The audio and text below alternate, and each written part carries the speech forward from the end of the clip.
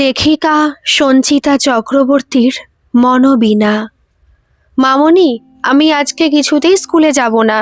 তুমি আমাকে আর একটু ঘুমোতে দাও। 6 বছরের টিকলির জেদের কাছে বিপর্যস্ত হয়ে পড়ে মৌমিতা। নিজেরও অফিস আছে। এই 8:30 থেকে 9:30 ওদের বাড়ির ভীষণ গুরুত্বপূর্ণ সময়। মৌমিতা অরুণাংশু অফিসে বেরোবে আর টিকলির স্কুলের বাস আসবে। তার সাথে 9:30 নাগাদ রান্না সেরে মিতাদিও ফ্ল্যাট থেকে বেরিয়ে যাবে। এখন 5টা মিনিট সময় নষ্ট করা মানে সমস্ত কাজের পরপর দেরি হতে থাকবে। অলরেডি 8টা বেজে গেছে। 7:30 থেকে মেয়ের পিছনে পড়ে আছে মৌমিতা। তার আগে শাশুড়ি মা কয়েকবার নাতনিকে ওঠানোর চেষ্টা করে ব্যর্থ হয়েছেন। অরুণাংশুকে বাড়িতে ঢুকতে দেখে মৌমিতা এবার গলা তুলে ডাকে, এদিকে একবার আসো তো। সকালবেলা থেকে তোমার বেয়াদব মেয়ে কি শুরু করেছে দেখো। অরুণাংশু চিরকালই খুব শান্তশিষ্ট মানুষ। বউয়ের রুদ্রমূর্তি দেখেও মেজাজ সামলে জিজ্ঞেস করে, আহ, সাত সকালে এত চিৎকার চেঁচামেচির কারণটা কি? কি হয়েছে আমাকে একটু বলো। টিকলি কিছুতেই ঘুম থেকে উঠবে না। মানে ঘুম তো ভেঙেই গেছে, বিছানা ছেড়ে সে কোনো মতেই নড়বে না। কিছুতেই আজকে সে স্কুলে যাবে না। কেন মা, এমন কেন করছো তুমি? কত বেলা হয়ে যাচ্ছে, বাস মিস হয়ে যাবে তো। টিকলি গোজ হয়ে লেপ নিয়ে শুয়ে থাকে। মৌমিতার গলা একদম সপ্তম সুরে বাজতে থাকে। কাল তোমার মেয়ে স্কুলে যেতে চায়নি, কোনো মতে জোর করে টেনে হিচড়ে পাঠাতে হয়েছে। আজও সেই একই দশা। এই রকম রোজ রোজ করতে থাকলে আমি কিন্তু ওর লেখাপড়া সব বন্ধ করে ঘরে বসিয়ে রেখে দেব। দুমদাম করে পা ফেলতে ফেলতে মৌমিতা স্নানে ঢুকে যায়। ঘড়ির কাঁটা তখন 9:15 ছাড়িয়ে গেছে। টিকলি শুয়ে শুয়ে শুনতে পায় মা স্নান করতে করতে বাথরুম থেকেও চেঁচিয়ে চলেছে। অরুণাংশু এসে মেয়ের গায়ের উপর থেকে লেপটা টেনে সরিয়ে দেয়। একটু কড়া গলায় বলে, উঠে পড়ো টিকলি, সকাল সকাল এত চিৎকার চেঁচামেচি ভালো লাগে না। টিকলি বোঝে আর শুয়ে থাকা যাবে না। ইচ্ছে না করলেও স্কুলে তাকে যেতেই হবে। খাট থেকে নামতেই ওর ঠাম্মা এসে বলেন, তুমি আমার সঙ্গে চলো, মা বাবা ওদিকে রেডি হোক। আমি তোমায় স্নান করিয়ে খাইয়ে রেডি করে দিচ্ছি, না হলে আজ আর বাস ধরতে পারবে না। টিকলি আর কথা বাড়ায় না। লক্ষ্মী মেয়ে হয়ে স্নানটা সেরে ইউনিফর্ম পরে নেয়। ঠাম্মা জিজ্ঞেস করেন, রাত্রিরে বই গুছিয়ে রেখেছিলি? টিকলি মাথা নাড়ে। রান্নাঘর থেকে মিতাদি বলে, ভাতটুকু তাড়াতাড়ি খেয়ে নাও দেখি, আজ তোমার জন্য টিফিনে চাউমিন করে দিয়েছি। একদলা ভাত মুখে নিয়েই টিকলি মিতাদিকে জিজ্ঞেস করে, চাউমিনে কয়েক টুকরো চিকেন দিয়েছিলে? দিয়েছি গো, দিয়েছি, তোমার খেয়ে ভালো লাগবে। তারপর লাল টুকটুকে টিফিন কৌটোটা তুলে দেখিয়ে বলে, এই যে সব ভরে দিয়েছি, তার সঙ্গে তোমার বোতলে জলও ভরা আছে। ব্যাগটা কোথায় রেখেছো দেখি? আমি টিফিন কৌটো আর জলের বোতলটা ভরে দিই। মৌমিতার অরুণাংশু রেডি হওয়ার আগেই ঠাম্মার হাতে খেয়ে দে চুল আঁচড়ে জুতো মোজা পরে টিকলি একেবারে রেডি। এই দেখ বাবু, আমার দিদিভাই তোদের কত আগে রেডি হয়ে গেছে। তোদের পরে ঘুম থেকে উঠেও সেই ফার্স্ট। টিকলি ঠাম্মার গা ঘেঁষে দাঁড়িয়ে মিটিমিটি হাসতে থাকে। খানিক বাদে মিতাদি বেরিয়ে যায়, আর তার কিছুক্ষণ পরে টিকলিও তার মা বাবার সাথে ঠাম্মাকে টাটা করে বাসস্ট্যান্ডের দিকে রওনা দেয়। ওরা বেরিয়ে গেলে ফ্ল্যাটের দরজা ভালো করে বন্ধ করে টিকলির ঠাকুমা মনোবীণা প্রথমে কড়া করে 1 কাপ চা বানান। তারপর নিজের জলখাবারটা নিয়ে ফ্ল্যাটের এক চিলতে বারান্দায় এসে বসে। তারপর আয়েশ করে ধীরে ধীরে খেতে থাকেন চাটা, আর তার সঙ্গে রেডিওটা চালিয়ে দেন। এই রেডিওটা সারা দিনের একাকিত্বের মধ্যে ওনাকে একা হয়ে যাওয়ার দুঃখটা অনেকটাই ভুলিয়ে রাখে। ওটা চললে মনে হয় কেউ একটা সাথে আছে, তার কথা বলছে।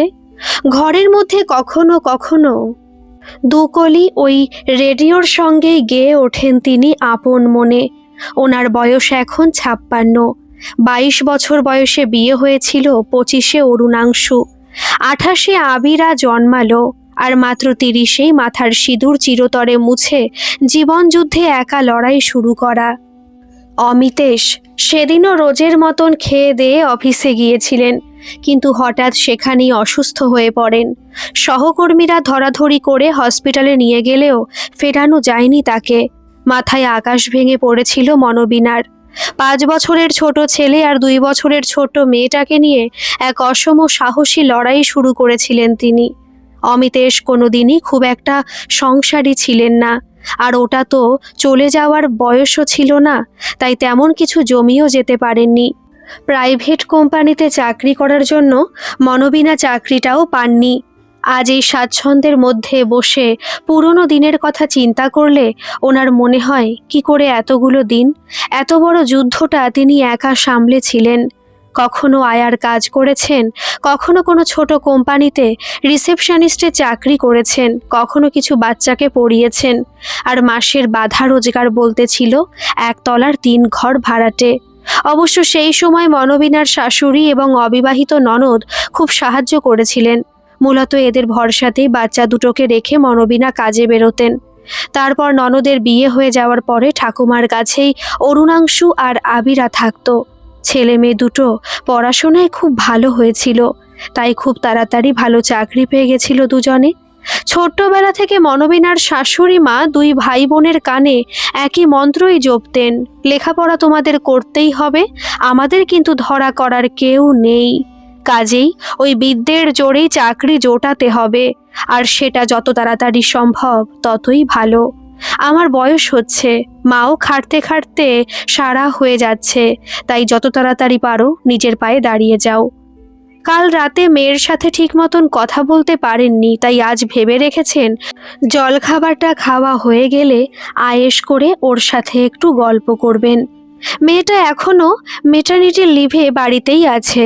চায়ের কাপে চুমুক দিয়ে মেয়েকে ফোন করে মনোবিনা। মা, কাল তোমাকে যে কথাটা বলার জন্য আমি ফোন করেছিলাম, তুমি তো তোমার টিকলি রানীকে ছড়া শেখাবে বলে ফোন রেখে তাড়াতাড়ি চলে গেলে, শুনলে না? হ্যাঁ, আজ বল, এখন আমি একদম ফাঁকা আছি। এই সময়টা তো পুরো ফ্রি থাকি, আর শান্তিতে দুটো কথা বলাও যাবে। বল, কাল হঠাৎ ওই সময় ফোন করলি? তুই তো এই সময়টায় ফোন করিস না সাধারণত। আরে শোনো না, আমি আর তোমার জামাই সন্ধেবেলায় একটু হাঁটতে বেরিয়েছিলাম। হেঁটে ফেরার সময় গলির মোড়ে হঠাৎ কার সঙ্গে দেখা হয়ে গেছে জানো? কার সাথে দেখা হয়েছে? অলোক কাকু গো মা, অলোক কাকু। ফোনের ওপারে উচ্ছ্বসিত শোনায় মেয়ের গলা। এপারে মায়ের হাতে ধরা কাপের চা চলকে শাড়িতে পড়ে, রং ধরায় শাড়িতে। শান্তভাবে জিজ্ঞেস করেন, তোর সাথে কথা হয়েছে? হ্যাঁ, হয়েছে তো। অলোক কাকু আমায় চিনতেই পারেনি, আমি পেরেছি। আমি দেখে এগিয়ে গিয়েছি, আমায় কিছুতেই প্রণাম করতে দিল না। তোমার জামাই অবশ্য করেছে। আমি বললাম, তুমি কোথায় চলে গেছিলে বলো তো? আমরা কত খুঁজেছি তোমায়, কিছুতেই পেলাম না। তারপর তোমার জামাইয়ের সঙ্গে পরিচয় করিয়ে দিলাম। অন্যমনস্ক হয়ে মনোবিনা বলেন, আর কিছু বলল? হ্যাঁ তো, দাদার খোঁজ নিল, দাদার বিয়ের খবর শুনল, টিকলির খবর শুনে তার ছবি দেখতে চাইল। দাদা বৌদি আর টিকলির ছবিটা কতক্ষণে ধরে দেখলো। আর আর আবার কি? আমি বললাম, একদিন আমাদের বাড়িতে এসো, দাদা এখন হালতুতে ফ্ল্যাট কিনেছে, ওখানে গেলে মার সঙ্গেও তোমার দেখা হয়ে যাবে। তা কি বলল? আসবে বলেছে এখানে? সে সব কিছু বলেনি, শুধু জিজ্ঞেস করেছে তোমার ফোন নাম্বারটা পাল্টে গেছে কিনা। আমি তোমার নম্বরটা অলোক কাকুকে দিয়ে দিলাম। ছ্যাদ করে ওঠে মনোবিনার বুকটা। আবার আমার নম্বরটা দিতে গেলি কেন? কি বলছো মা? অলোক কাকুকে তোমার নম্বর দেব না? তুমি কি ভুলে গেলে অলোক কাকু ছোটবেলায় আমাদের জন্য কত করতো? না মা, আমি কিচ্ছু ভুলিনি।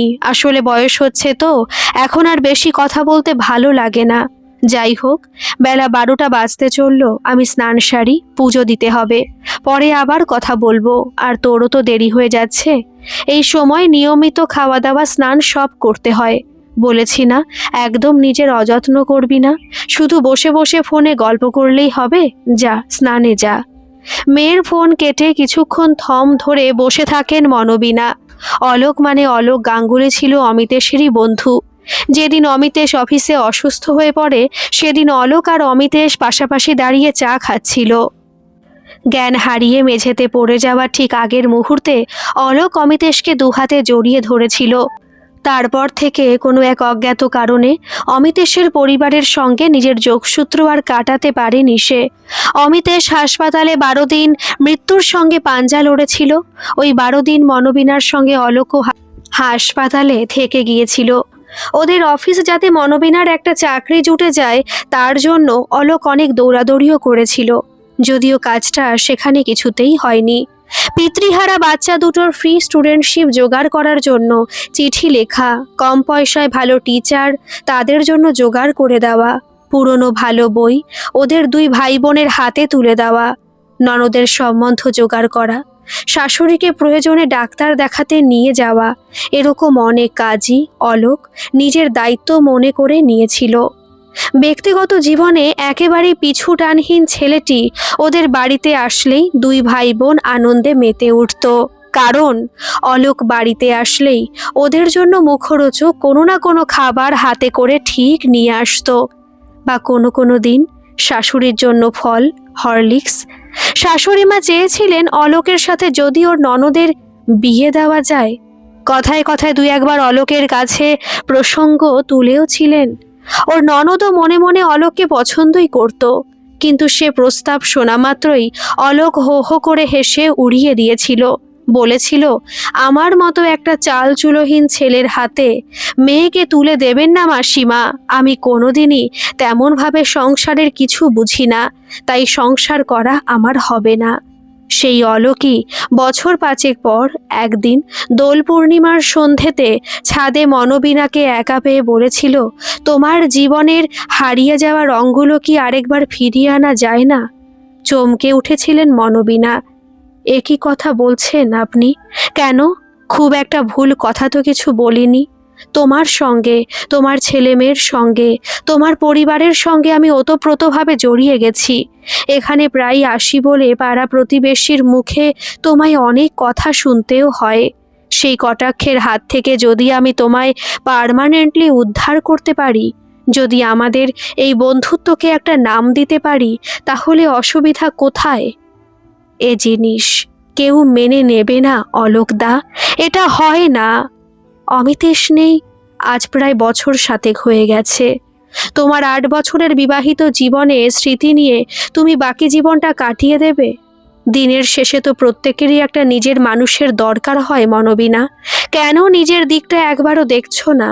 সারা জীবন বৈধব্য পালন করার জন্য কি তুমি জন্মেছো? আমি এত কিছু জানি না অলোকদা, আমি আপনার মতো এত পড়াশোনাও জানি না। আমি শুধু জানি আমার ছেলে মেয়ে দুটোকে বড় করতে হবে, আমার শাশুড়ি মাকে আমায় দেখতে হবে, আমার আইবুড়ি ননদটাকে বিয়ে দিতে হবে। তোমার সব কাজে সব সময় আমি সাথে আছি। সবার জন্য সব কিছু তুমি করো, কিন্তু তার সাথে নিজের জন্য তো কিছু ভাবো। পৃথিবীর কিছুটা খুশি আমি তোমার আঁচলে বেঁধে দিতে চাই মনোবিনা। সেদিন অলোককে কিছুতেই থামাতে না পেরে দ্রুত পায়ে নিচে নেমে এসেছিলেন মনোবিনা। তড়িঘড়ি 1 গাদা ময়দা থালায় ঢেলে মাখতে শুরু করেছিলেন। বিচক্ষণ শাশুড়িমা বেশ বুঝতে পেরেছিলেন কিছু একটা ঘটে গেছে। বৌমার দিকে তাকিয়ে শুধু বলেছিলেন, ময়ান দিতে ভুলে গেছিস। চকিতে চোখ তুলে শাশুড়ির দিকে তাকিয়ে মনোবিনা দেখেছিলেন এক দৃষ্টে বৃদ্ধা ওর দিকে তাকিয়ে আছেন, যেন ওর মনের ভেতরটা পড়ে নিতে পারবেন। মেয়েদের মনের একদম ভিতরটায় যে কি আছে সেটা বেশিরভাগ মেয়েই কাউকে পড়তে দিতে চায় না। মনোবিনাও চাননি। মনোবিনা কাউকে বুঝতে দিতে চাননি, এমনকি অলোককেও জানাতে চাননি যে অলোককে দেখে তখন তারও ভেতরে ভেতরে সুর গুনগুনিয়ে উঠতে শুরু করেছে। সবাই জানে অলোক গাঙ্গুলি তার ভরসার অন্যতম সেরা জায়গা হয়ে উঠেছে। বাড়িতে সকলেরই তখন বিপদে পড়ে গেলে যে নামটা সবার আগে মনে আসে সেটা অলোকই। কিন্তু তাই বলে এ অনুভূতি বাইরে প্রকাশ করা যে মহাপাপ। এ অনুভূতিকে প্রশ্রয় দেওয়া সামাজিক নিয়মের পরিপন্থী হয়ে উঠবে না তো? এক বিধবার এমন অনুভূতি কি সমাজ আদৌ মেনে নিতে পারবে? অলোক নাছোড়বান্দা ছিলেন। পার্ক স্ট্রিটের এক অফিসে রিসেপশনিস্টের কাজটা তখন মনোবিনাকে সেই জুটিয়ে দিয়েছিল। পরে অবশ্য মনোবিনা বুঝতে পেরেছিলেন ওইখানে চাকরি করতে পাঠানোর একটা অন্যতম কারণ ছিল যাতে অফিস থেকে ফেরার সময়টা দুজনে একসঙ্গে ফেরা যায়। ধীরে ধীরে কানাঘুষ হয়ে ছড়াতে থাকে। আর কেনা জানে খবর যখন ছড়ায় তখন তা আরও রঙিন হয়ে উঠতে থাকে। তারপর এলো সেই দিনটা। অরুণাংশু তখন ক্লাস 4-এ পড়ে। মনোবিনার এখনো মনে আছে, দিনটা ছিল রথের দিন। দুই ভাই বোনে সকাল থেকে বায়না করছিল একটা রথ কিনে দেওয়ার জন্য। দুপুরের দিকে অলোক একটা রথ আর কিছু রঙিন কাগজ নিয়ে ওদের বাড়িতে এসে হাজির হয়েছিল। হঠাৎই দুই ভাই বোনের আর্তচিৎকারে মনোবিনা হুড়মুড়িয়ে ঘরে ছুটে এসে দেখেন রঙিন কাগজ দিয়ে রথ সাজানোর সময়ে ছুরি দিয়ে কাগজ কাটতে গিয়ে অলোকের আঙুল বেশ অনেকটাই কেটে গেছে, আর সেই আঙুল দিয়ে গল গল করে রক্ত পড়ছে। অরুণাংশু ছোট থেকেই রক্ত দেখলে খুব ভয় পেত, তাই কাকুর হাত থেকে রক্ত পড়ছে দেখে ভয়ে সিটিয়ে দেওয়াল ঘেঁষে দাঁড়িয়ে আছে, আর মেয়ে পরিত্রাহী চিৎকার করছে। অলোকের হাত থেকে রক্ত ঝরতে রেখে সেদিন মনোবিনার কি যেন একটা হয়ে গিয়েছিল। এক দৌড়ে ঘরের মধ্যে ঢুকে নিজের পরনের শাড়ির আঁচল ছিঁড়ে অলোকের আঙুলে সেই কাপড়ের ফালিটা জড়াতে জড়াতে হঠাৎ চোখ তুলে দেখেছিলেন মুখে স্মিত হাসি আর চোখে জল নিয়ে অলোক এক দৃষ্টিতে ওর দিকে তাকিয়ে আছে। সেদিন ওর চোখে চোখ মিলিয়ে মনোবিনার মনে হয়েছিল অলোকের চোখের গভীরে যেন তিনি ডুবে যাচ্ছেন। ডুবতে ডুবতে অতলে তলিয়ে যাওয়ার আগে শাশুড়ি চিৎকারে হুঁশ ফিরে এসেছিল ওর। নিমেষের মধ্যে আঙুল ছেড়ে ছিটকে সরে এসেছিলেন তিনি। মেয়ে ঠাকুমাকে ডেকে দেখিয়েছিল কাকুর আঙুল কতটা কেটে গেছে।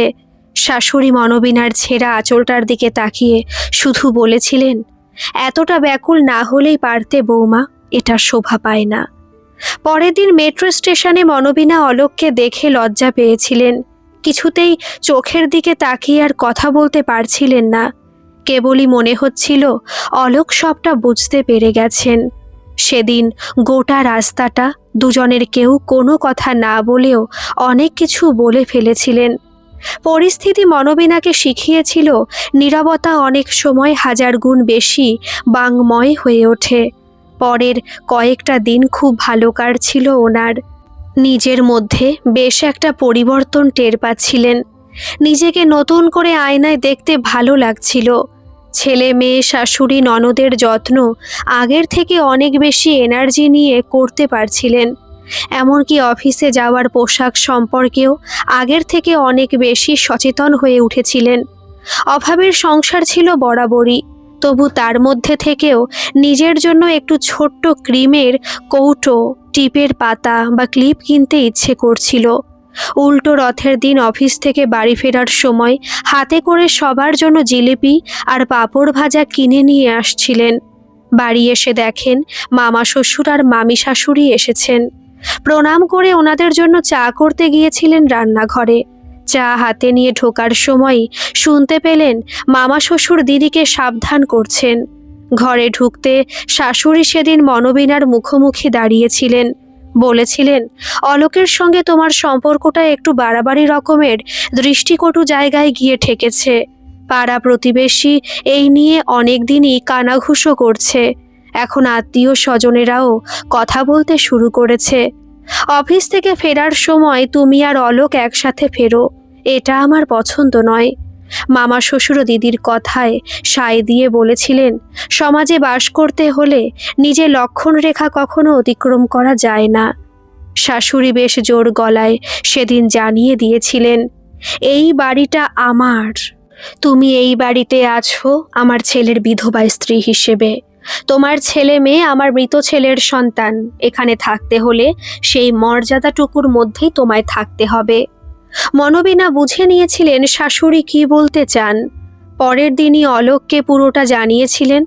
অলোক অবশ্য বিন্দুমাত্র সময় না নিয়ে বলেছিলেন তিনি মনোবিনাকে বিয়ে করে তার সঙ্গে তার পুত্র কন্যার দায়িত্বও নিতে প্রস্তুত। কিন্তু বাড়িতে গিয়ে অলোক এই কথা বলতেই গাঙ্গুলি পরিবারের বাকি সদস্যরা পুরোপুরি বেঁকে বসেছিল। শুধু বেঁকে বসেই তারা ক্ষান্ত হননি, অলোকের দাদা এবং বৌদি মনোবিনার শাশুড়ির কাছে এসে বৌমাকে সামলানোর উপদেশ দিয়ে গিয়েছিলেন।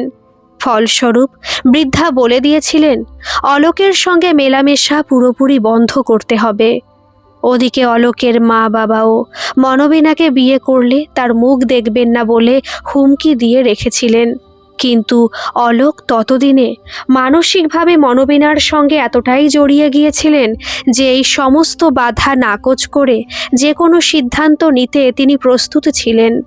কিন্তু মনোবীণার খারাপ লেগেছিল। সন্তানকে মা বাবার থেকে আলাদা করতে তিনি চাননি। আবার তার সঙ্গে তিনি এটাও বুঝতে পারছিলেন যে তার শাশুড়ি, ননদ, এমনকি তার একমাত্র দাদাও এই সম্পর্ক মেনে নিতে একদমই প্রস্তুত নন। তখনকার দিনের হিসাবে এই জাতীয় ঘটনা কিছুটা বৈপ্লবিক বৈকি। তাই সেই বছরেই মহালয়ার দিন অফিস থেকে ফেরার সময় মনোবীণা অলোককে শেষবারের মতন দেখেছিলেন। সেদিন তিনি অলোককে তার এবং তার পরিবারের সাথে আর কোনো রকম যোগাযোগ রাখতে সম্পূর্ণ নিষেধ করে দিয়েছিলেন। মেট্রো স্টেশনের অত লোকের মধ্যেও অলোকের চোখে জল চিকচিক করে উঠেছিল। সেই প্রথম এবং শেষবার মনোবীণার হাত দুটো ধরে শুধু একবার জিজ্ঞেস করেছিলেন, ভালোবাসো না? দাঁতে দাঁত চেপে নিজের সমস্ত আবেগকে গিলে ফেলে মনোবীণা দুপাশে মাথা নেড়ে উত্তর দিয়েছিলেন, বাসি না, কোনো দিন বাসিনি। অলোক বলেছিলেন, যদি সত্যি ভালো না বাসতে তাহলে এত জোর দিয়ে বলতে হতো না। মনোবীণার এক মুহূর্ত দাঁড়াননি।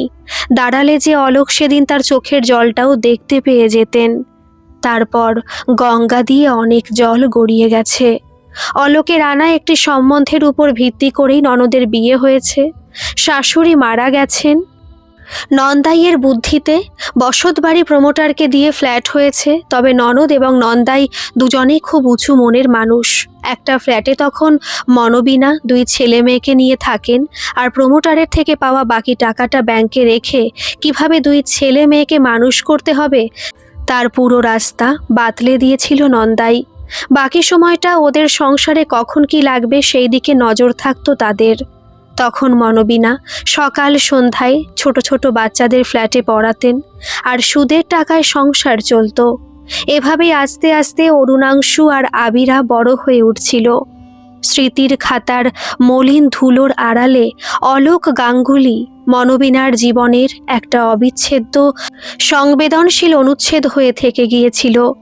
লোকমুখে খবর পেয়েছিলেন গাঙ্গুলি বাড়ির ছোট ছেলে কোনোদিনই আর বিয়ে করেননি। অরুণাংশু অতটা না বললেও আবিরার কাছে অলোক কাকু খুবই আদরের একটা জায়গা ছিল।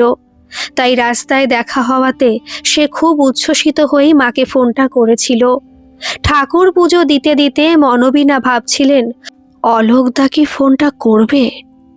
এতদিন পরে অলোক আবার যদি ফোন করে তাহলে কি বুকের মধ্যে সেই ব্যাকুলতাটা তিনি আবার টের পাবেন? এই শেষ বয়সে এসেও কি নতুন বউয়ের মতো তার গালগুলো লাল হয়ে যাবে, যেমনটা অফিস থেকে ফেরার সময় প্রতিদিন অলোককে দেখলেই হয়ে যেত? এইসব ভাবতে ভাবতে আধ ঘন্টার পুজো সেদিন শেষ হতে 1.25 ঘন্টা গড়িয়ে গেল। ফ্ল্যাটের বেল দেওয়ার শব্দে চমকে উঠে দেখেন ঘড়ির কাঁটা 3:30 ছুঁই ছুঁই। নিজের মনে জিভ কাটেন মনোবীণা। আজ এখনও অবধি তার দুপুরের খাওয়াও হয়নি। টিকলি এসেই তার ঠাকুমাকে শাসন শুরু করে, এটা কিরকম ব্যাপার ঠাম্মি, তুমি এখনো খাওনি? এটা তো ঠিক না। তোমার না দুপুরে ওষুধ আছে? এই যে দিদি ভাই, আজ আর একা খেতে ইচ্ছে করছিল না, তাই তোমার জন্য বসেছিলাম। চলো আজকে দুজনে মিলে একসাথে খাবো। খেয়ে দিয়ে কম্বলের তলায় নাতনিকে শুয়ে ঘুম পাড়িয়ে দেন মনোবীণা। তখনই হঠাৎ তার মোবাইলটা বেজে ওঠে। অচেনা নাম্বার দেখে একটু ইতস্তত করে ফোনটা কানে নেন তিনি। হ্যালো, মনোবীণা বলছো? সেই ভরাট গলা। মনোবীণার বুকের মধ্যে অল্প অল্প বৃষ্টি শুরু হয়ে যায়। অলোকের গলা। এ গলা চিনতে তার ভুল হবে না। বলছি, কেমন আছো? যেমন রেখে গিয়েছিলে। বাড়িতে সবাই কেমন আছে?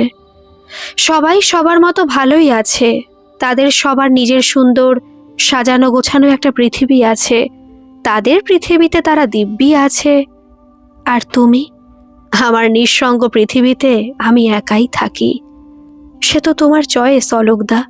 তুমি চাইলেই তোমার দাদা ভাইদের মতো তোমার নিজস্ব পৃথিবীটাও কয়েকটা মানুষ নিয়ে গড়ে তুলতে পারতে। হ্যাঁ, পারতাম তো। খুব করে চেয়েছিলাম নিজের একটা পৃথিবী গড়তে, কিন্তু যাদের নিয়ে গর্ব ভেবেছিলাম তারা আমার হাতটা ছেড়ে দিল।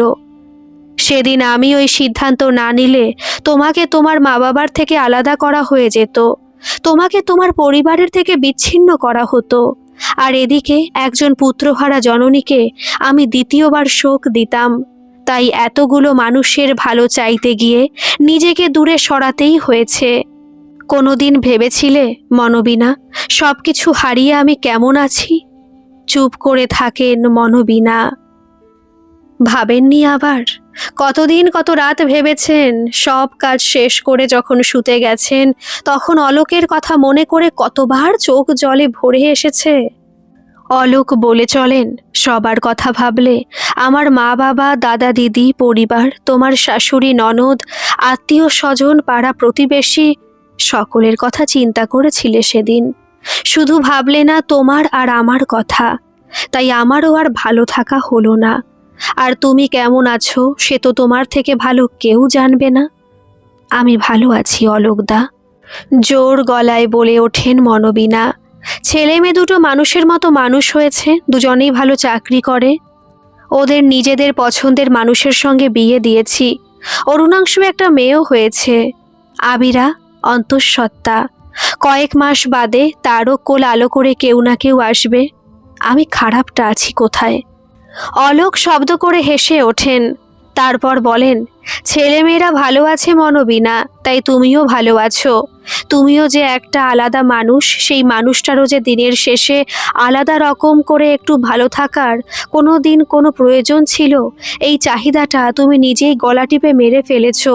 যাই হোক, একদিন দেখা করবে নাকি? দেখা? এখন তোমার 56 বছর বয়স আর আমার 65। এই দুটো বুড়ো বুড়ি যদি কোথাও গিয়ে দেখা করি তাহলে মনে হয় না আজকালকার দিনে কেউ কিছু মনে করবে। আমাদের এখনকার জেনারেশন অনেক এগিয়ে। তোমার জানা আছে কিনা জানি না, তবে এরা এসব বিষয়ে মাথা ঘামায় না। কে কার সাথে দুপা হাঁটলো, কে কার সাথে বসে 2 কাপ চা খেলো, এই নিয়ে মাথা ঘামানোর সময় তাদের নেই। তাই আসতেই পারো। কিন্তু এই বুড়ো বয়সেও এত কিন্তু লাগে তা নয়। আসলে 3:30 নাগাদ টিকলি স্কুল থেকে ফিরে আসে, তারপর থেকেও আমার কাছেই থাকে। দুপুর দুপুর না হয় দেখা করে নেব, নয়তো সকালের দিকে। ওরা সবাই বেরোয় কখন? 9:30। বেশ তো, 11টা নাগাদ তোমার বাড়ি থেকে কিছুটা দূরে যে নতুন কফি শপটা হয়েছে, ওখানে একদিন দেখা আমরা করতেই পারি। কি পারি না? চুপ করে থাকেন মনোবীণা। বুকের মধ্যে হঠাৎ নামা বৃষ্টিটা তখন বেশ জোরে পড়তে শুরু করেছে।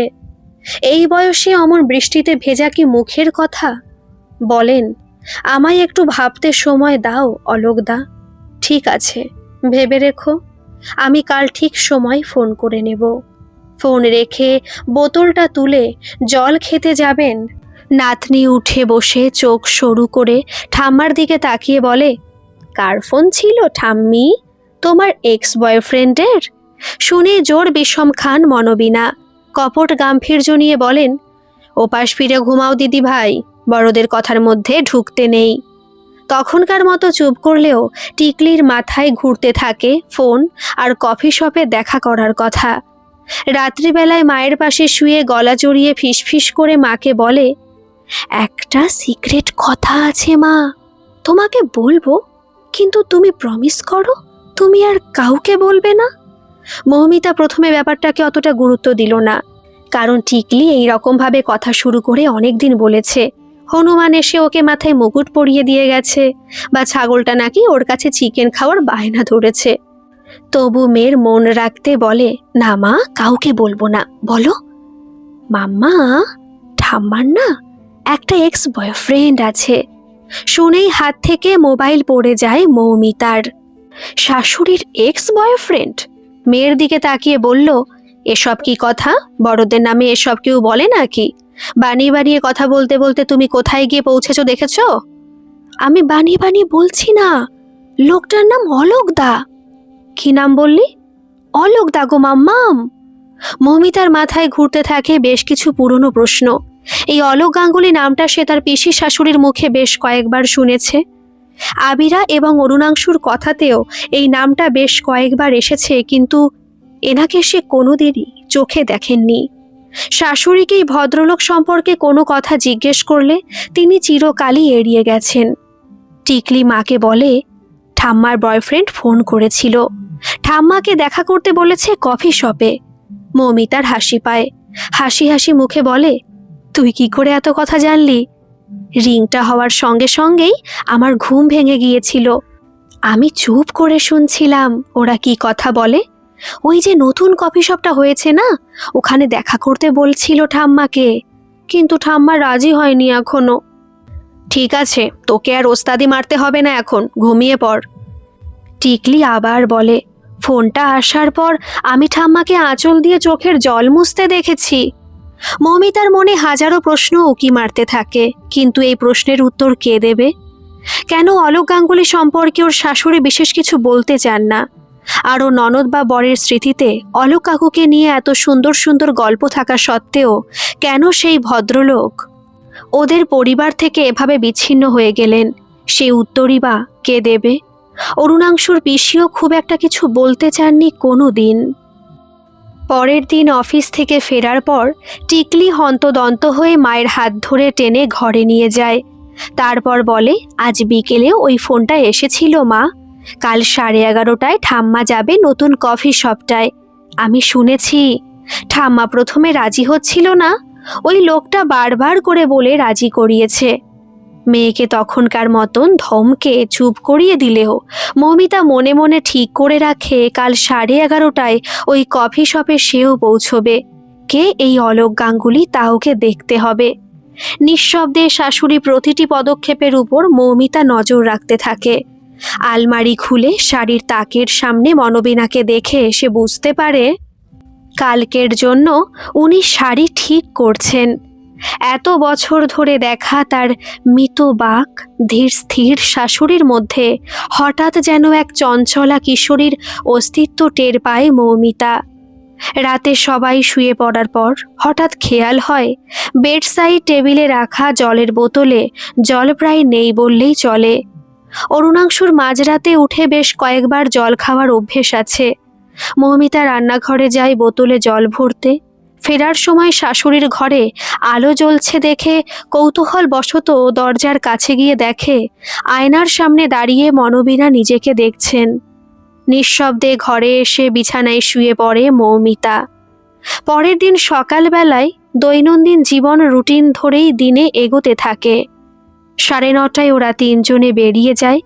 ফ্ল্যাটের দরজা বন্ধ করে ভিতরে এসে মনোবিনা খাটের উপর চুপ করে বসেন। বুকের ভেতরে হৃৎপিণ্ডটা যেন দ্বিগুণ বেগে ছুটছে আজ। কালকে রাতে ঠিক করে রাখা শাড়িটা বের করে খাটের উপর রাখেন। 11:30 হতে এখনো ঢের দেরি আছে। স্নান সেরে পুজো দিয়ে এর মধ্যেই তৈরি হয়ে নেবেন। হঠাৎই মোবাইল বেজে ওঠে। নাম্বার দেখে চিনতে পারেন অলোক ফোন করেছেন। হ্যাঁ বলো। আসছো তো তুমি? আসছি। 11:30টায় চলে এসো। আমি অবশ্য তোমার আগেই পৌঁছে যাব, অপেক্ষা করব। একটা হালকা আকাশি রঙের ঢাকাই শাড়িতে নিজেকে সাজিয়ে ফ্ল্যাটে তালা দিয়ে মনোবিনা 11টায় ফ্ল্যাট থেকে বের হন। এখান থেকে মিনিট 5 হেঁটে বাসস্ট্যান্ডে গেলেই একটা অটো ধরে 10 মিনিটের মাথায় কফি শপের সামনে তিনি নেমে যেতে পারবেন। ভাড়া মিটিয়ে অটোর থেকে নেমে দেখেন অলোক কফি শপের বাইরে দাঁড়িয়ে আছেন। কত বছর পরে সে দীর্ঘ রিজু চেহারাটা আবার তার চোখের সামনে আসলো। বয়স হয়েছে, বয়সের ছাপ চেহারায় পড়েছে, তবে হাসিটা আগের মতোই রয়েছে। মনোবিনাকে দেখে অলোক এগিয়ে আসেন। দুজনে মুখোমুখি দাঁড়িয়ে দুজনকে অনেকক্ষণ ধরে দেখতে থাকেন। বয়স আর সময় দুজনেরই চেহারায় থাবা বসিয়েছে, কিন্তু ভেতরটা কি পাল্টে গেছে? সেই উত্তরেরই সম্ভবত খোঁজ চলতে থাকে দুজনের চোখে। ভিতরে চলো, বসে কথা বলি। মনোবিনা ধীরে ধীরে অলোকের পাশে হাঁটতে থাকেন। হাঁটুতে কোনো সমস্যা হয়েছে নাকি তোমার? হ্যাঁ, পূর্ণিমা অমাবস্যায় বাতের ব্যথাটা বাড়ে বইকি। কফি শপটা বেলা 11:30টায় ওনারা ছাড়া আর কোণের দিকে দুটি ছেলে বসে আছে, আর ওই পাশে একটা টেবিলে 3 জন বসে নিজেদের মধ্যে গল্প করতে করতে কফি খাচ্ছে। মনোবিনা আর অলোক ভেতরের দিকের একটা টেবিলে গিয়ে বসলেন। কফি শপটা নতুন আর বেশ সাজানো গোছানো। ঘাড় ঘুরিয়ে ভিতরটা দেখছিলেন, হঠাৎই চোখে পড়ল টেবিলের উল্টো দিকে বসে অলোক মুগ্ধ দৃষ্টিতে তার দিকে চেয়ে আছেন।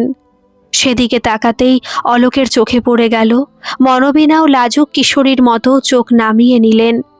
তুমি কিন্তু এখনো আগের মতোই সুন্দর আছো।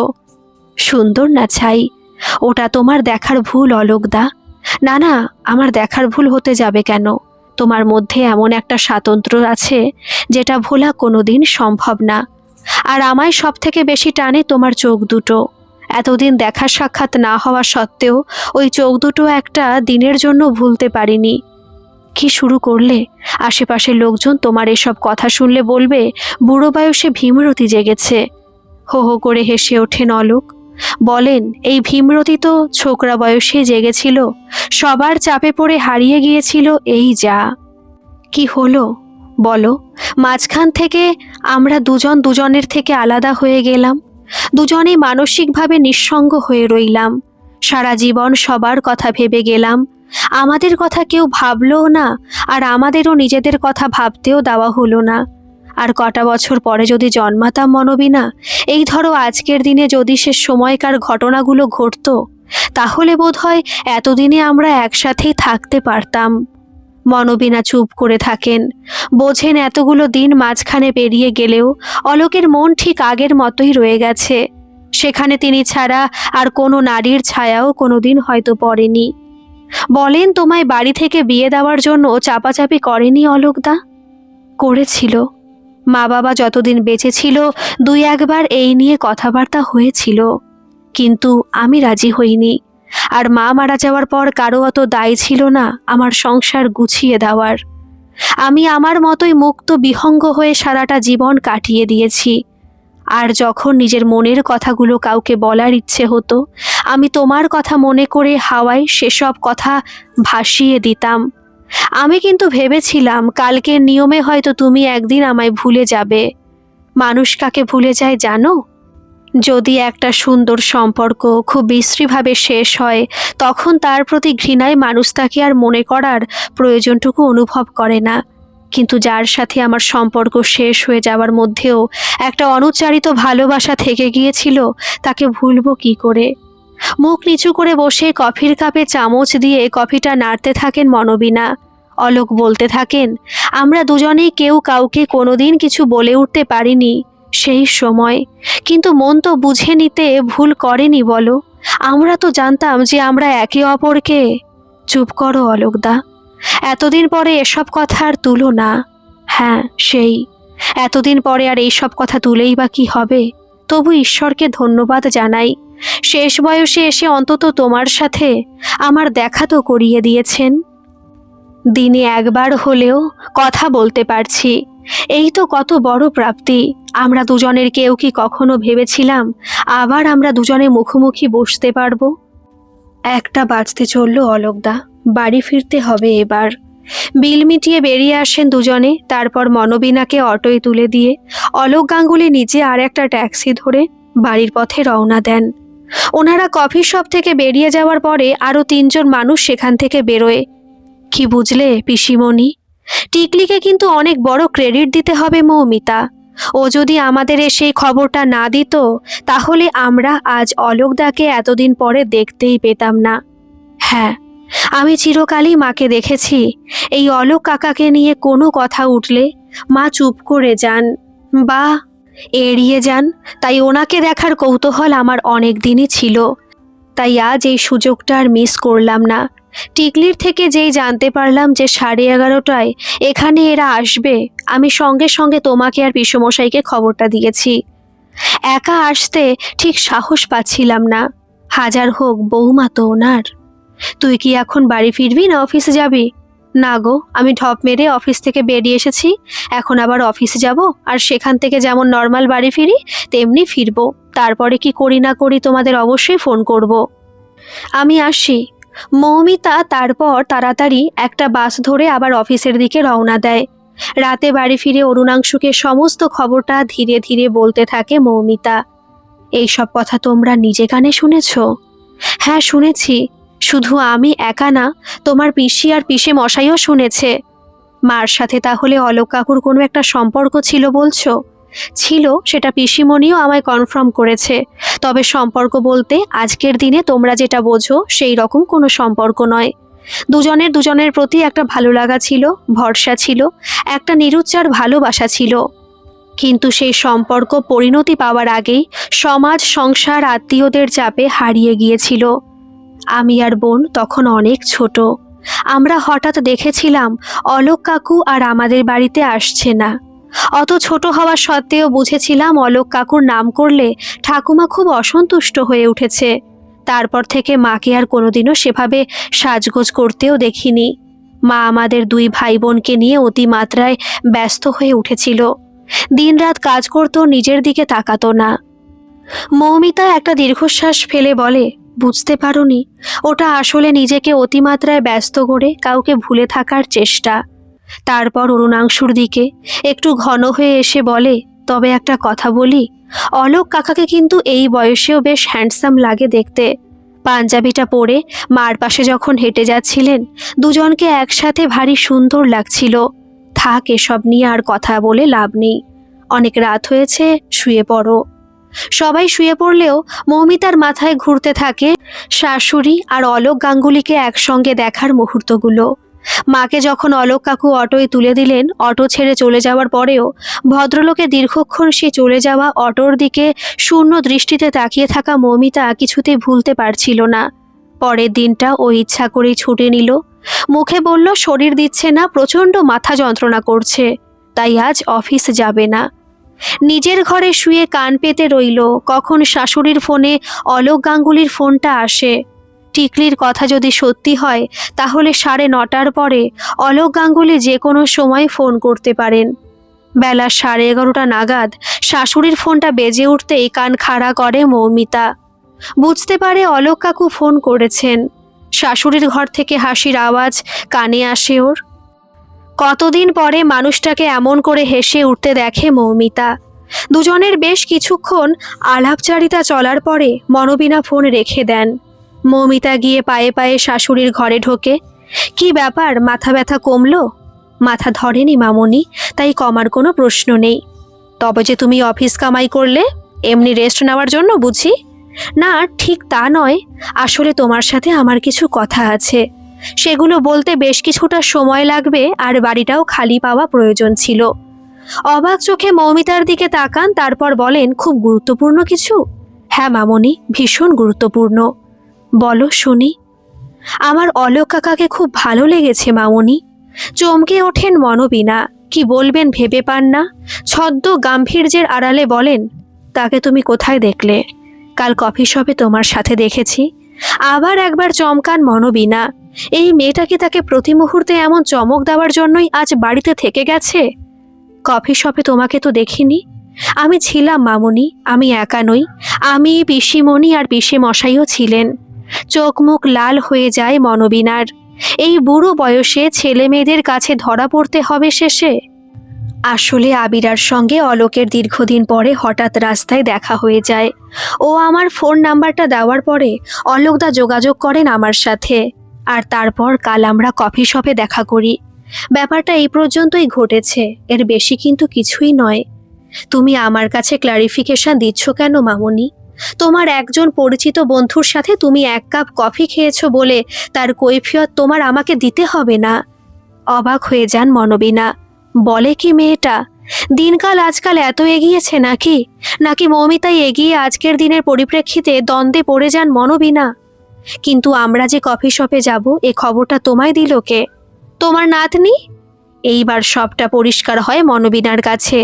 দুপুরে আসা ফোনগুলো তার মানে টিকলি সবটা কান খাড়া করে শুনেছে, তারপর মার কাছে গিয়ে কথাগুলো সব ঢেলেছে। বড় পাকা হয়েছে টিকলি রানী। মুখে বলেন, 12:30 বাজলো বৌমা, স্নানে যাও। আচ্ছা মামনি, একটা কথা বলবে? কি? রাগ করবে না বলো, যা বলবো একদম সত্যি সত্যি উত্তর দেবে। আহা, খামোখা রাগ করতে যাব কেন, কি কথা বলো না। অলোক কাকা তোমাকে খুব ভালোবাসে তাই না মামনি? মৌমিতা, আমি তোমার শাশুড়ি হই, একটু জোরেই ধমকে ওঠেন মনোবিনা। কিন্তু মৌমিতা আজ ঠিক করেই দিয়েছে, এসব ছোটখাটো ধমকানিতেও থামবে না। বলো না মামনি, প্লিজ বলো। একটা বার তো স্বীকার করো উনি তোমায় এখনো খুব ভালোবাসেন। নিজের অনেক হালকা লাগবে দেখো, সারা জীবন তো এই সত্যটা তুমি স্বীকার করতে পারোনি। এসব কথা তোমায় কে বলেছে? কিছুটা পিসিমণি বলেছে, কিছুটা আমি আন্দাজ করেছি, আর কাল বাকিটা দেখে আমার বুঝতে একটুও কষ্ট হয়নি মামনি। তোমার অটো চলে যাওয়ার পর সেই চলে যাওয়া অটোর দিকে শূন্য দৃষ্টিতে তাকিয়ে থাকা চোখ দুটো আমি এখনো ভুলতে পারি না। মনোবিনার দু চোখ ধীরে ধীরে জলে ভরে ওঠে। এইভাবে এত সহানুভূতির সঙ্গে বন্ধুর মতো কেউ কোনোদিন তার মনের খবর জানতে চায়নি। ধীরে ধীরে মাথা নেড়ে বলেন, বাসে, অলোক সত্যি এখনো ভালোবাসে আমায়। আর তুমি, তুমি ভালোবাসো না মামনি? তড়িৎ গতিতে খাট থেকে নেমে মাটির উপর দাঁড়ান মনোবিনা। বৌমার এই প্রশ্নের উত্তর নিজের মুখে দেবেন কি করে? দ্রুত পায়ে ঘর থেকে বেরিয়ে বাথরুমের দিকে যেতে চান তিনি। মৌমিতা এগিয়ে পিছন থেকে জড়িয়ে ধরে শাশুড়িকে, বলে, বলো না মামনি, একটি বার বলো তুমিও তো ওনাকে ভালোবাসো, তাই না? আহ মৌমিতা, এসব কথা বলতে নেই। এই বয়সে এসব পুরনো কথা টেনে তুলে লাভ আছে বলো? যেমন জীবন চলছে চলতে দাও। জীবন যে বড় নিয়ম মেনে চলতে চায়, বেনিয়ম যে সে সহ্য করতে পারে না মা। তার মানে তুমিও ভালোবাসো এখনো? আমায় পিসিমণিও এই কথাটা বলেছিল। অমিতা, অমিতা এই কথা বলেছে? বলেছে মামনি। পিসিমণি বলেছে তোমার শাশুড়ির চাপে তখন পিসিমণি মুখ খুলতে পারেনি। দুই একবার বোধহয় মাকে বলেও ছিল তোমাদের সম্পর্কটা মেনে নেওয়ার কথা, কিন্তু তোমার শাশুড়ি খুব একরোখা মানুষ ছিলেন। সমাজ সংস্কারের ভয়ে আর তোমাদের সবাইকে হাতছাড়া করার ভয়ে তিনি সম্পর্ক কিছুতেই মেনে নেননি। যাক, এতদিন পরে এসব পুরনো কথার তুলনা, সেটা কারোর পক্ষে ভালো হবে না। দুজনে দিনের শেষে দুই একবার কথা বলি ফোনে, এটুকুই তো যথেষ্ট। মৌমিতা মনে মনে ভাবে, একদমই যথেষ্ট নয় মামনি। তুমি তো তাও একটা পরিবারের মধ্যে আছো। অলোক কাকা তো সম্পূর্ণ নিঃসঙ্গ, ওনার বিয়েও হয়নি, আর সেই অর্থে কোনো পরিবারও তার নেই। রাতে অরুণাংশু বাড়ি এসে দেখে পিসি আর পিসেমশাই, বোন আর জামাই বাড়িতে হাজির হয়েছে। প্রথমে তো ভেবেছিল কারো জন্মদিন আছে, নির্ঘাত সে ভুলে গেছে। তারপরে বুঝতে পারল আসলে এদের সকলের এই আগমনের হেতু অন্যরকম। মৌমিতা আবিরা আর অরুণাংশুকে এক জায়গায় বসিয়ে বলে, সবটাই তো বললাম তোমাদের। তোমাদের মনে হয় না যে মানুষটা তোমাদের মানুষ করার জন্য, তোমাদের পরিবারকে একসঙ্গে রাখার জন্য নিজের জীবনটা প্রায় নিঃসঙ্গতায় কাটিয়ে দিল? তাকে শেষ বয়সে একটু শান্তি দেওয়া দরকার। আবিরা মুখ নিচু করে বসে থাকে। অরুণাংশু মৌমিতার দিকে কিছুটা কড়া চোখে তাকিয়ে বলে, তুমি কি বলতে চাইছো একটু পরিষ্কার করে বলো তো। আমি অলোক কাকু আর মামনির বিয়ে দিতে চাই। তোমার কি মাথা খারাপ হয়ে গেছে নাকি? এই বয়সে বিয়ে কে করে? এবার মুখ খোলে অরুণাংশুর পিসে মশাই, বলেন, এই বয়সেই একজন সঙ্গীর প্রয়োজন হয় বাবা। অরুণাংশুকে আলাদা করে টেনে নিয়ে গিয়ে মৌমিতা বলে, বিয়ের প্রয়োজন কি শুধু যৌনতার জন্য হয় নাকি? ওটা আপাতভাবে সত্যি মনে হলেও আসলে কিন্তু স্ত্রীর প্রয়োজন সাহচর্যে। যে স্ত্রী বন্ধু হয়ে তার স্বামীর হাত ধরতে পারে সেই কিন্তু প্রকৃত স্ত্রী। কিন্তু অরুণাংশু কিছুতেই মৌমিতার এই প্রস্তাবে রাজি হতে পারে না। এই বয়সে তার মা যদি বিয়ে করে তাহলে সবাই কি বলবে, এটা মনে করে শঙ্কিত হয়ে ওঠে। আবিরাও তার শ্বশুরবাড়ির দিকে এই ঘটনার জন্য কি প্রতিক্রিয়া আসবে সেটা ভেবে দ্বিধান্বিত হয়ে থাকে। আবিরার বর সেদিকে তাকিয়ে বলে, কি অদ্ভুত দেখো, সারা জীবন উনি তোমাদের কথা ভেবে স্যাক্রিফাইস করে গেলেন, আর আজ যখন বাকিরা ওনার কথা ভাবতে চাইছে তখন সে তোমরাই তার কথা একবারও না ভেবে শুধু নিজেদের আর সমাজের দিকটা ভেবে চলেছ। তোমাদের আর তোমাদের ঠাকুমার মধ্যে কোনো পার্থক্যই হলো না। মা আর অলোক কাকার কি একটা দিনও শান্তিতে থাকার কোনো অধিকার নেই? মৌমিতা দৃপ্ত কণ্ঠে বর আর ননদকে বলে, তোমরা যে যাই বলো, যাই করো, মামুনি আর অলোক কাকা যদি রাজি থাকে ওদের দুজনের বিয়ে আমি দেব। অরুণাংশু আর তার বোন বাদে বাকি তিনটে মানুষই মৌমিতাকে সমর্থন করে। পাশের ঘর থেকে মনোবিনা সকলের সমস্ত আলোচনা শুনতে পান। ঘরের আলো নিভিয়ে চুপ করে শুয়ে থাকেন তিনি। পরের দিন সবাই বাড়ি থেকে বেরিয়ে গেলে অলোককে সবটুকু জানান। অলোক হেসে বলেন, অনেক কপাল করে এমন একটা বৌমা আর নাতনি পেয়েছো তুমি। তবে তোমার নন্দাইটি যে এত খোলা মনের সেটা জানতে পেরেও খুব ভালো লাগলো। কিন্তু এই বয়সে এসব করে লোক হাসানোর কি কোনো মানে আছে? নিজে হেসে খেলে ভালো থাকতে পারছো কিনা শুধু সেটাই ভাবো। লোকের কথা ভাবার কি তোমার কোনো প্রয়োজন আছে? মাস তিনেক পরের কথা। আজ মনোবীণা আর অলোকের রেজিস্ট্রি হবে। মৌমিতাই এই বিষয়ে অগ্রণী ভূমিকা নিয়েছে। শাশুড়ি এবং অলোককে এই বিয়েতে রাজি করানো পুরোটাই তার কৃতিত্ব। অরুণাংশু এখনো এই ব্যাপারে মত দিতে পারেনি, এখনো সে দ্বিধাগ্রস্ত। শাশুড়ির জন্য নতুন শাড়ি, হালকা গয়না নিয়ে এসে হাজির হয়েছে মৌমিতা। ননদিনীটি সকাল থেকে এ বাড়িতে রয়েছে। হাসি ঠাট্টার মধ্যেই জোর করে অমিতা আর মৌমিতা মনোবীণাকে সাজিয়ে দেয়। অলোক গাঙ্গুলিও একটা পাঞ্জাবি আর ধুতি পরে হাজির হন। তাকে তার ফ্ল্যাট থেকে আবিরার বর সঙ্গে করে নিয়ে আসেন। লজ্জায় মনোবীণার গাল দুটো সেই ষোড়শী কিশোরীর মতোই লাল হয়ে ওঠে। সবাই ম্যারেজ রেজিস্টারের জন্য অপেক্ষা করতে থাকে। সবাইকে অবাক করে ম্যারেজ রেজিস্টারকে সঙ্গে নিয়ে ঘরে ঢোকে অরুণাংশু আর আবিরা। তোমরা? বলে ওঠে মৌমিতা। হ্যাঁ, আমরা। ভেবে দেখলাম লোকে কি বলবে, লোকে কি ভাববে, সে কথা লোকেদেরই বরং ভাবতে দেওয়া ভালো।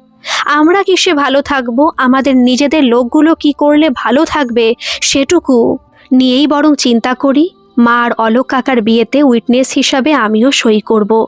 মনোবীণা বুঝতে পারেন দিনকাল সত্যিই পাল্টেছে। টিকলি দৌড়ে এসে অলোক গাঙ্গুলির কোলে লাফিয়ে ওঠে। নতুন দাদুটিকে তার ভারী পছন্দ হয়েছে। গল্পটি কেমন লাগলো অবশ্যই কমেন্ট করে জানাবেন, আর ভালো লাগলে একটা সাবস্ক্রাইব করে আমার পাশে থাকবেন। ধন্যবাদ।